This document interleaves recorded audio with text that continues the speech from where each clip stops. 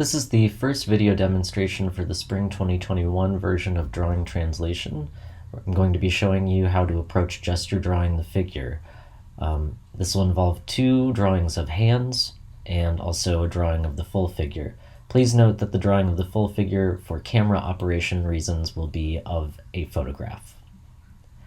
Before we can begin, there's some essential principles and tips and tricks that you need to keep in mind as you do your gesture drawing. The first one is to go quickly. Maintain a fast and loose pace. This will encourage lots of energy in your lines, but you also need to carefully measure and maintain proportions.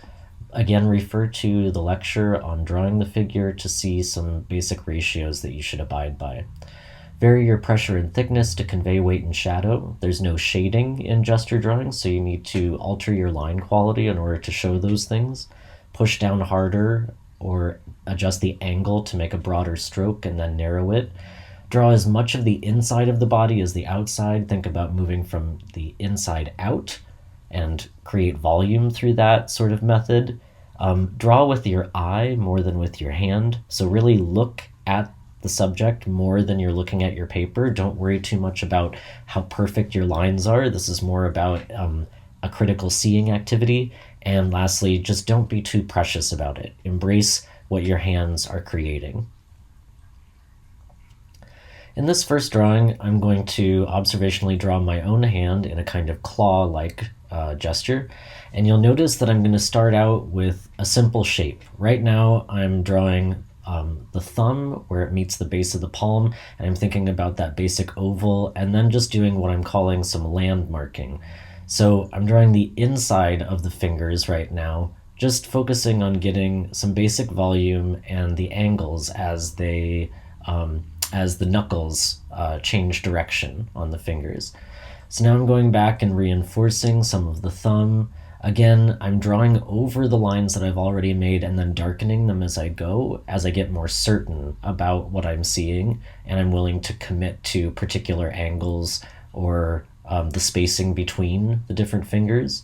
And so you'll see me adjust different things. And again, that idea of not being too precious is not being afraid to kind of let go.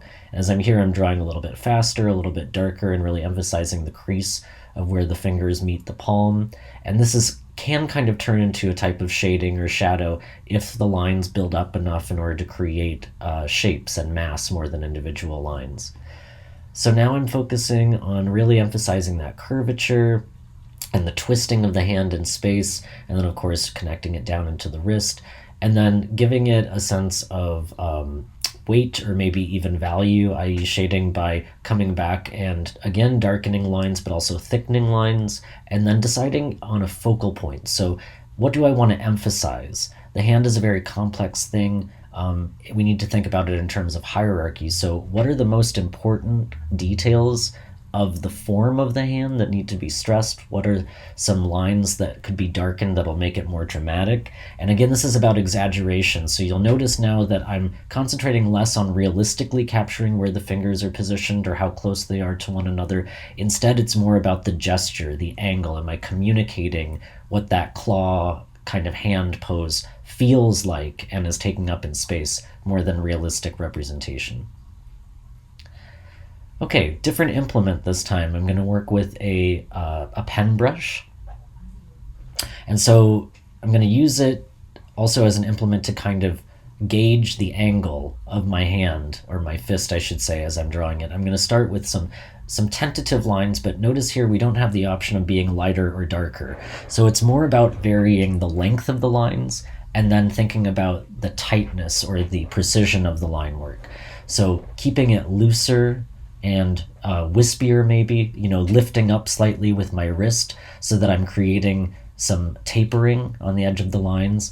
And then as I commit to where the fingers are located, how they curve inward towards the palm, and then once I can see those shapes that are created, where the fingers and the palm come into contact with one another, then I'm darkening that little by little.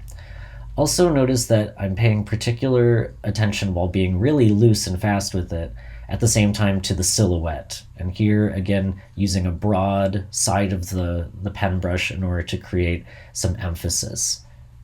And that one's really quick.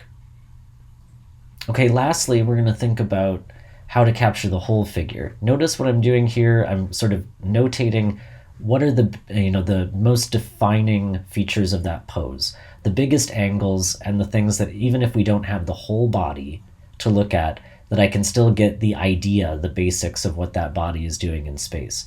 So here I'm really concentrating on the angle of that arm and how it tilts back and meets the angle of that back leg. And then I'm contrasting that by then moving down, and before I even finish those other areas, I'm working on getting the angles and the curvature of those muscles of the front leg so that it really feels like there's an opposition of forces. The body is partly bending back as much as it is launching forward.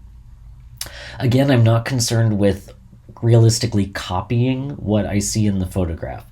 This is more about communicating. Here I'm concentrating on the negative space, that counter form of the triangle, so important to being able to define the rest of the arm, and being really general as much as I am being specific in how I'm looking at the body here. So I'm choosing to darken some lines that have nothing to do with how the value works in the actual photograph. This is more about emphasizing where the weight is in the body, and also darkening where I want to create more emphasis for the eye and the viewer so that it seems to demand more attention. And then that becomes, more important to understanding the pose of the body. So now I'm just making some little last adjustments. Again, a very basic sketch. Remember to also treat the spine and the interior of the body. It's important to understand how that spine is curving and moving as it relates to the rest of the pose. All right, so a quick recap. Remember to look carefully and keep a light touch. You can always go back and darken, especially in pencil and charcoal, but you can't necessarily do that with other mediums, so really make sure your pressure is light at first and then darken once you become more certain about what you're looking at. Keep moving around the drawing. You'll notice that I didn't stay in any one place too long. This encourages you not to get stuck anywhere and to treat the whole of what you're seeing, and also to keep the energy of your line work alive. Remember, gesture drawing is about capturing direction, movement, and proportion, not focusing or, as I've insinuated, getting trapped in areas of details. It's really thinking about the broader picture and helping the viewer understand immediately what that pose and form is about. And then lastly, think consciously about communicating weight and volume by how you use your drawing implement, and vary the angle of your hand, the speed and the pressure that you're drawing. This will yield more interesting graphic results.